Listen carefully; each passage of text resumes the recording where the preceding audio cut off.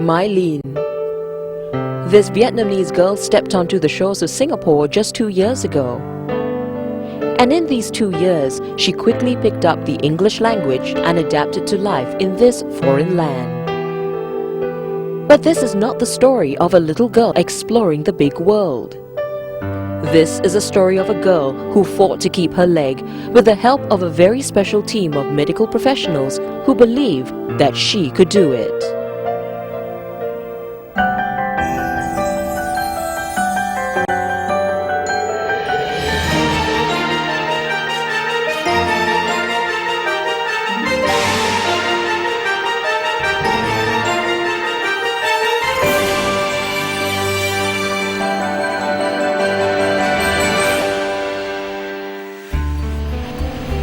Two years ago, this simple activity would be almost impossible for Mylene.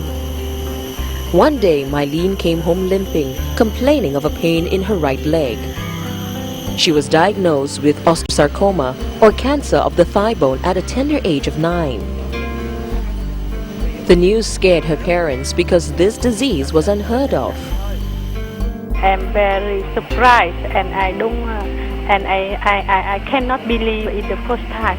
I cannot believe my daughter, only 10 years old at that time, got the cancer.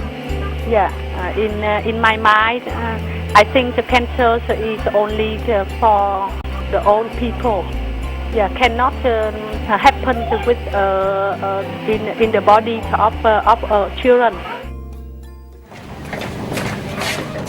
The family decided to leave Ho Chi Minh City to come to Singapore to seek help. Losing a leg was not an option.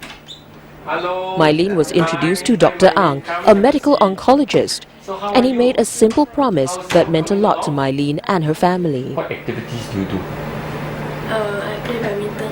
You play badminton? Oh, so what is your ECA? Science club. Science club. When I come to Singapore, I ask the first question to Dr. Ang that does my daughter be lost a leg, but I'm very happy when Dr. Ang said that I think she still keep her leg. Instead of going through surgery, which was the usual option, Mylene underwent chemotherapy sessions first. It was the right decision. Her tumor shrunk. In the meantime, the doctors found a bone transplant for her. Less than 2 months after she came to Singapore, Dr. Ang and his team fulfilled their promise.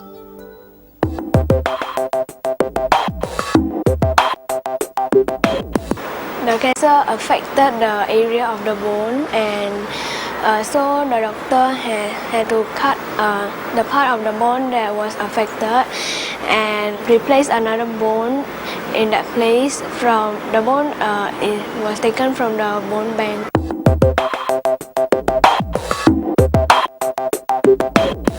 What we need to do in fact is to offer these patients chemotherapy first. When we give the chemotherapy, we are able, number one, to determine whether this cancer is responsive to chemotherapy or not. Because if the tumor is responsive to chemotherapy, not only are we controlling the cancer in the bone, but we are also treating the micrometastasis, which we cannot detect through scanning. Secondly, we're buying ourselves time. We are buying ourselves time to prepare the appropriate prosthesis so that when we finally do the surgery, we are able to put in a allograft bone to replace the area in which the tumor is resected. The timing was almost perfect, yet it would not have been possible for Mylene to keep her leg if not for an elite medical team called the Tumor Board. A tumor board is really an opportunity for all the various specialists to come together and discuss complicated cases. At these boards, we really have the benefit of the pathologists, who will review the pathology material. We have the radiologists to comment on the x-rays, and then we get input from all the various doctors from the various specialties. In each tumor board meeting, the doctors will bring their patients' profiles to the table for discussion. Regardless of the type of cancer, everyone will give their best opinion according to his specialty. Surgery, chemotherapy or radiation, or a combination is then offered to the patients in what is termed as a multidisciplinary approach. But first, the doctors need help identifying the tumor and its position. We often have to depend upon our interventional radiologists to identify where the lesion is, how to obtain a sample of that lesion so as to know whether we are dealing with cancer or not dealing with cancer. Then we have the pathologist who helps us to analyze the material to tell us, oh, this is in actual fact not a carcinoma, but in actual fact a lymphoma.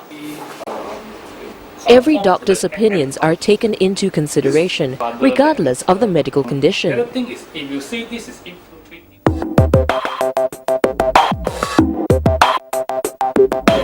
I think this team effort can also be illustrated in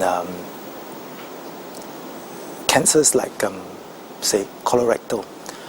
In some patients where the tumor is far down, close to the sphincter, in the past, these patients would have ended up with a permanent colostomy bag, losing the anus. But today we know that with a combined team effort, the medical oncologists, the radiation oncologists could work together, combine their treatment to downsize the tumor with radiation and chemotherapy before the surgeon actually goes in to do a lesser operation and therefore preserving the sphincter.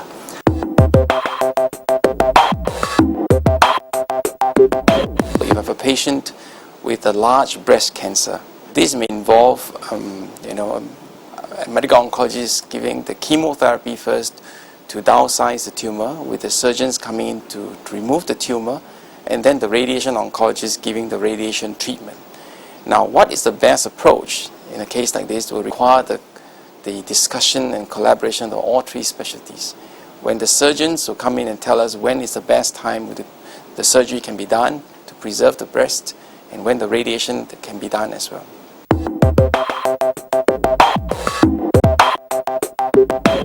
Like for instance, if you talk about cancer of the throat, previously a lot of cases were surgical, meaning you had to lose your voice or had to lose your whole larynx, so to speak. But nowadays, with the advent of good chemotherapy and radiation, a lot of organ preservation is retained, and so surgery may not necessarily be the first choice in these cases, and we are able to allow the patients to continue speaking and have a normal life for as long as possible. This is what I term as patient-centric care. In other words, the focus is really on the patient and his disease.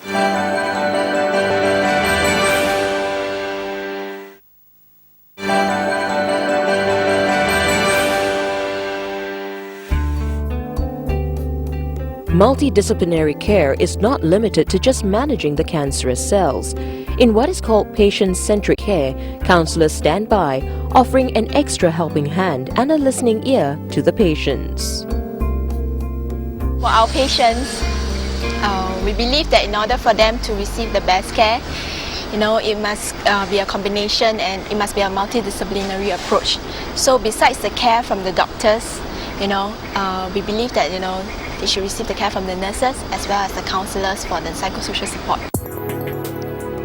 Among the many services, patients and their caregivers are invited to support groups and programs offered by Can Hope, a non-profit counseling service and hotline. The activities are all catered specially for the patients. From workshops on how to choose a wig to seminars on eating healthier, patients can gather several times in a month to enrich themselves. In these meetings, cancer survivors also return to share their experiences, encouraging those who are still battling with the disease. Regardless of the stage of the cancer, this psychosocial support is what every patient needs.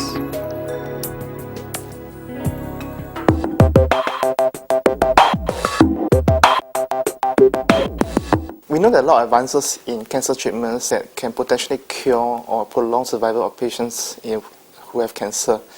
But yet we also know that a lot of advanced cancers are no longer treatable, and sometimes even or not responding to treatments. And in this group of patients, pedicare becomes very important. So pedicare essentially is an approach of care that helps to improve the quality of life of this group of patients and their family members who are facing life-threatening illness. Simply put, palliative care is the relieving of the patient's symptoms and pain during the terminal stage of the illness. The goal? To meet the psychological, social and spiritual needs that each of them might have. The palliative doctors and nurses work in tandem with the rest of the specialists to provide various aspects of care. And before each house visit, the palliative nurse will extend a call to the patient's family to make sure that she is well informed on the patient's needs.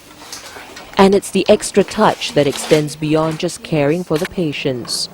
Often those who play the supporting role back home are the ones needing some comfort.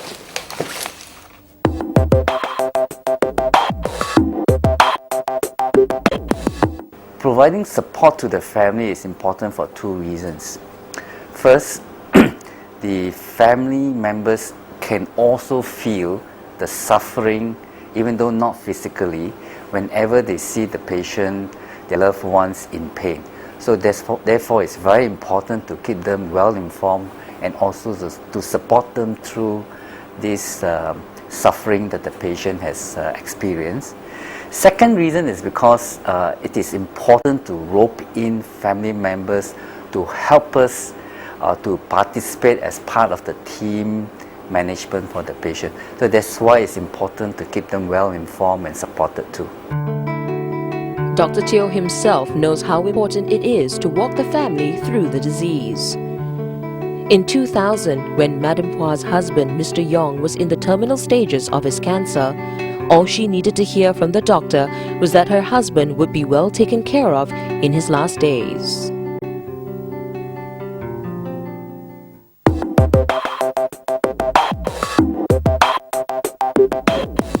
每次我陪我先去给他看病，他就跟他开玩笑，有没有去吃风啊？去旅行啊？很好的交谈啊，也要吃什么买来吃啊，看得照顾得很好了，所以变得好像很有朋友的感情这样。8 years on, she still remembers all that Dr. Teo did for her family.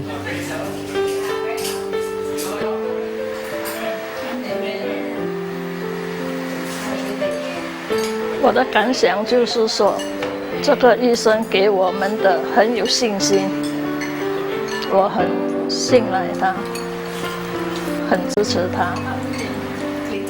Before he left, Mr. Yong asked this friend for a last favor. 他感谢医生嘛，他说给他看了有几年了，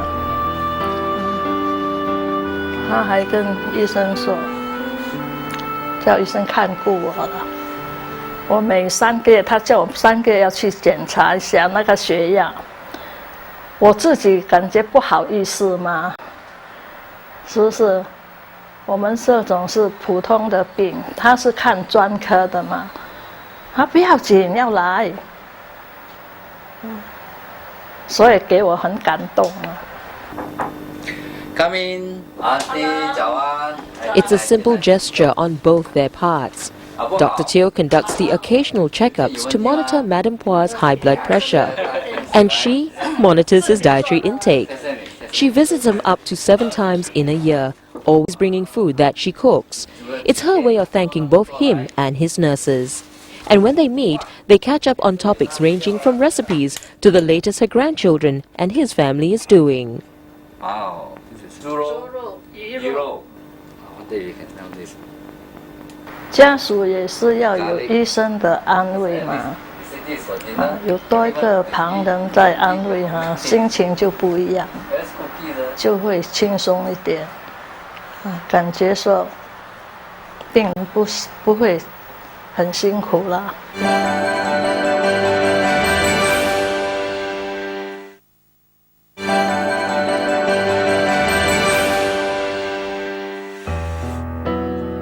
When the doctors did a biopsy for her, they could not tell her what type of cancer it was because they couldn't find the original source of the cancer cells. All they said was that she had only 3 to 6 months to live. It was then Teresa sought a second opinion and her oncologist diagnosed her with gastrointestinal stroma cancer, or GIST. It's a cancerous tumor that had spread beyond the middle layer of her stomach wall. She had heard of various forms of cancer in the past, but not this particular one. This is probably because only less than 6,000 GIST cases are diagnosed in America each year.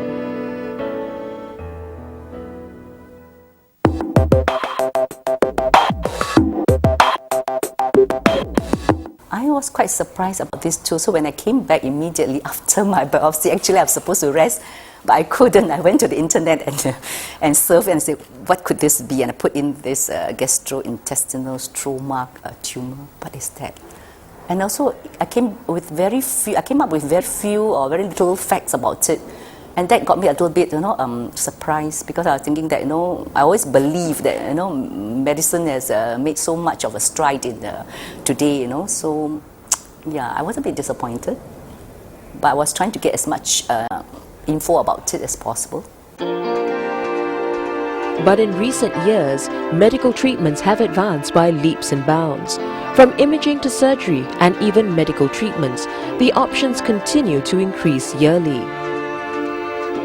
When Teresa was put on oral medication called Gleevec, it was still a clinical trial drug. This meant that the medicine was not approved and certified to treat GIST. But left with no other choice and only a few months to live, Teresa asked Dr. Koo, her oncologist, if he could write a prescription for her to use Gleevec. I have nothing to lose, right? I was thinking that well, if it has been already been accepted in the US, I think it was in June, and at the time when I consulted Dr. Koo was already November, December, so 6 months on, all right, and I felt that in Singapore we are not that far behind, right? So if it's a drug that has been accepted by US, I think should be quite okay, provided we are able to have access to it easily. So I was assured that I could, if I'm willing to submit all the details and all that for approval. From early clinical evidence and early laboratory evidence, we knew that it might be useful for this tumor. So she was put on Gleevec on that basis, and I was very happy to say that she has a wonderful response to the drug. The tumor shrunk significantly and has remained under control. From the initial prediction of only 3 to 6 months to live, Teresa is still leading an active life a startling 7 years later. This would not have been possible if not for clinical trials that pushed for newer and improved drugs. Clinical trial is really the cornerstone of translating new treatments into clinical practice. All new treatments should be tested in the clinical trial to establish that firstly they are effective, and secondly they are better than the older treatments, either because they have a better outcome or because they are less side effects. In patients with early cancer, some of these newer drugs have been shown in clinical trials to reduce the rate of recurrences, and again that will translate into a better survival. Yet these drugs come with a huge price tag. Teresa has to pop 2 tablets of Gleevec every morning. Each month, she spends slightly more than $2,000. Even though Teresa made no financial plans prior to the disease, she could still afford the hefty monthly bills. Cost was a concern for Mylene's family. Her illness almost wiped out her family's savings, but they never lost hope. Now that Mylene's nightmare is over, all that remains is a book with patches of memories chronicling her journey.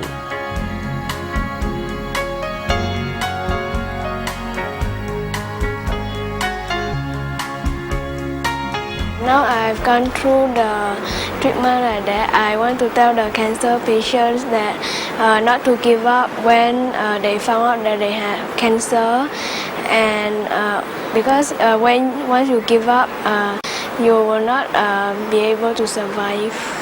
Patients should continue to have that hope that there will be a better tomorrow, that there will be discovery of better treatment techniques or drugs for them to use in their battle against cancer.